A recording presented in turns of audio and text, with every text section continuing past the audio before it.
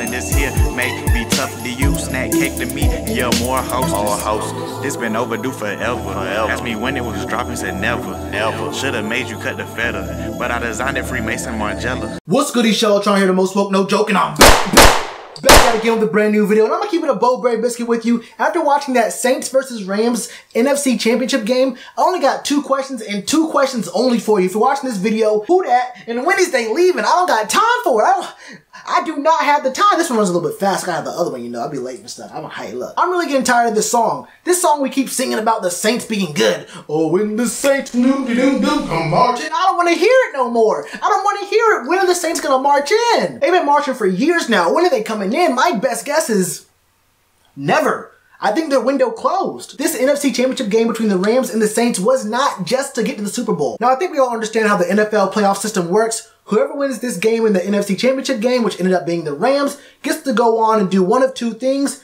Either A, they go on to meet the Patriots in the Super Bowl and get cheated, or B, they go out and get stomped by the Chiefs, who just had to fight for their lives getting cheated by the Patriots in the AFC Championship game. So in the end, I think we all understood what's going on here in this game. This was a fight for second place in the league, but it wasn't just about that. It wasn't just about that, because the winner gets to go on and glory and lose in the Super Bowl, which is, I guess, cool, but the loser has a lot more to worry about, not because of a loss. I mean, you lose in the NFC Championship game. You had a pretty good season. You did the second best you could have done. But the only real potential losers in this game was going to be either Drew Brees, Sean McVay, or Jared Goff.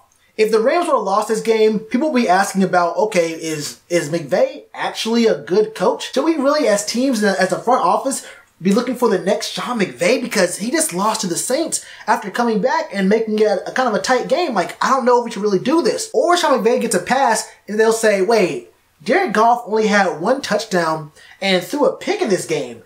Jared Goff's the trash one. Sean McVay's a good offensive mind, but Jared Goff is what's wrong with this team. Even though, if you look at what happened in this game, Todd Gurley, 4 rushes, 10 yards? Todd Gurley, 4 rushes for 10 yards. C.J. Anderson, 16 carries for 44 yards. Look, we understand the rush game today was terrible from both sides. I mean, 77 yards for the Rams, only 48 yards for the Saints. But running backs don't get blamed. It's either going to be the coach or the quarterback. But the real loser in this game, since the Rams won, was Drew Brees. How will Drew Brees' legacy be affected by this? I think a lot of people understand that Drew Brees is a good, almost borderline great quarterback. Now for me, Drew Brees is in my top 3 quarterbacks all time. Probably my favorite or second favorite non-Panthers quarterback all time. It's between him and Michael Vick, and they have 2 wildly different games, so it's kind of hard to compare the 2. I still might go with Drew Brees, but that's not the point. I know and acknowledge that Drew Brees is great. If you don't watch the NFC South, a lot of the teams there can, get thrown under the radar for the NFC East, for the Patriots, sometimes, the Seahawks or whatever. But people don't care about all that. They see Drew Brees getting all these stats, getting all these records. He's the most accurate quarterback of all time. 5,000-yard seasons, 4,000-yard seasons. This man is a walking record book in the NFL, but he only has 1 Super Bowl win and not very many deep playoff runs. I think last year, if that miracle in Minnesota does not happen, the Saints win the Super Bowl. The Saints really could have beat the Eagles and they would have gone on to beat the Patriots. I would 100% believe all of that. But the real reason why Drew Brees, even more so than the Saints organization, is the biggest loser in this game is because people are going to start questioning, wait, is Drew Brees really just a regular season quarterback? Is he like a reverse Joe Flacco or maybe even a Peyton Manning who got 2 rings, but that last one he got in 2015 was suspect at best. He wasn't even the best quarterback on the roster. He was worse than Brock Osweiler that year. People tend to forget that Peyton Manning got benched for multiple games straight to Brock Osweiler, of all things. Anyway, man, I really do think that Drew Brees was the biggest loser in this game. And the truth of the matter is, Drew doesn't have very much more time in the league. So it's going to be very, very, very hard for him to fix that perception of him, because what more can you do in the regular season? At this point, no one cares about Drew Brees' accomplishments in the regular season. We know how he's going to do. He's probably one of the best regular season quarterbacks of all time. I mean, maybe behind, I don't know, Dan Marino, Peyton Manning. But I'm getting off topic here. This game right here between the Rams and the Saints was maybe one of the better games of this whole year. I mean, Jared Goff almost goes for 300 yards. Probably would have 2 touchdowns, no interceptions if Todd Gurley didn't drop a pass straight to his hands and Alshon Jeffrey it. There's just so much that goes into this game right here. I mean, you talk about Brandon Cooks getting 100 yards, Josh Reynolds getting like 70-something yards, Calvin Kamara gets 90 plus, Ted Ginn Jr. Ted Ginn, who's played for about, what, 4 or 5 teams so far, and his last couple years in New Orleans is like the first time in his life, in his whole entire life, where he's been consistent catching the ball. Congrats, man. Hey, I'm glad it worked out for you, bro.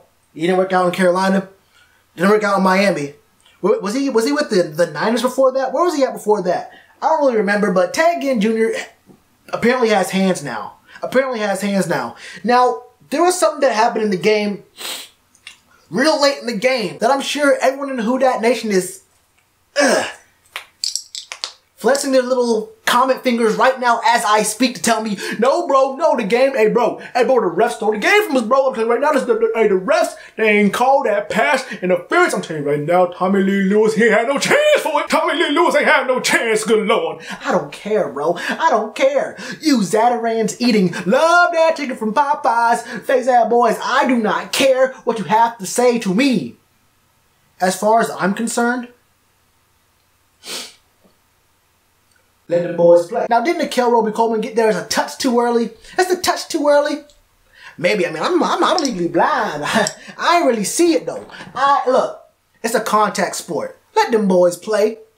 Let them boys play the game of football. And if you're really mad about that no call, if Nikel Roby-Coleman would have turned around, that was an easy pick. Drew Brees threw 3 interceptions late in the game and in overtime, and only 1 actually got picked off, and that's when he was getting absolutely blitzed. This man's O-line did nothing on that play, and he gets a push in his face. Now, we all know that Drew Brees is what, like 5'6", 5'7 and a half? This man is getting pressure from 6'1 dudes, 6'3", 290 dudes in his face, and his response is, let me throw it as high in the air as I can and pray and hope that once that ball comes down from 75 feet in the air and the 9.8 meters per second square that it takes to come down from that trajectory, that hopefully a player in all black is going to catch the ball, and a player in all black did not catch the ball. Drew Brees, you lost the game for your team. Drew Brees, why'd you do it? Go to the locker room, put a paper bag on your head, and when you're in the press conference, I want to ask you 2 questions and 2 questions only. Who that, and why is that boy not out of here already? Drew Brees, you choked the game away, and special teams and defense. Special teams and defense. The Bill Belichick recipe. Sean McVay might be the brightest young mind in all of sports. I don't watch baseball, and I don't think hockey takes very much strategy, so I couldn't even tell you much about that. But this man, Sean McVay, really has come through for the Rams 2 years in a row. If you think about 3 years, I mean, 3 years up until like what? Like 5-ish maybe? Maybe 06-ish. The Rams have been not that great. The Rams were trash. The Rams were garbage. And they're making playoff runs now. They look good now. That's Sean McVay. And then Greg Zuerlein kicks a 57-yard field goal after getting iced. What you gonna do about it? This is the same man who hit a 56-yard field goal in the, Week 9 loss against the Saints where they lost by 10 points. I mean, so Greg Zuerlein can kick the ball. Zuerlein can kick the ball. Look, man, better luck next year, Sean Payton. Better luck next year, Saints fans. Better luck next year, Who Dat? I got bras in Atlanta. Face ass boy, you do not have a single bra in Atlanta. Black X6, Phantom, White X6 looks like a panda. L's. Look, I ain't gonna lie to you, Sean Payton. You look like a panda. And that don't even gotta make sense because you're not going to the Super Bowl. What you gonna say to me? Oh yeah, in week 17, didn't you get blown out by a certain team? Saints fans, you tell me what you saw in this game. Rams fans, hold on. Rams fans, give them a minute. Give them a minute. Come back to the video if you want to comment. Let the Saints fans get in here. Talk to me. I want to know what you're feeling right now. What are your thoughts right now? In the heat of the moment, the game's been over for about 3-4 hours now. How do you feel? How do you feel? Y'all some trash. I ain't gonna lie to y'all some trash, bro.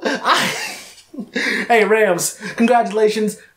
You're either gonna get cheated or blown out in 2 weeks, so enjoy it while it lasts. Hey, but I wanna know what y'all think. Were the Saints actually robbed? Were the refs just horrible this game? Did Sean McVay actually have a pretty good plan to go up against Sean Payton? What's up with Todd Gurley and the CJ Anderson mix-up? Is Todd Gurley having a really bad, like a blip of a game? Is he still injured? Which of those two gets more reps in the Super Bowl? This would be a crazy story if CJ Anderson becomes a Super Bowl hero after getting cut from the Broncos, basically getting no love from the Panthers, got cut from the Raiders without taking a single snap, and then the Rams pick him up and find a diamond where everyone else saw coal. That would be a crazy situation. And as a bonus, since this video is going to be up after the AFC Championship game is already decided, who wins the Super Bowl? Let me know all that in the comments below.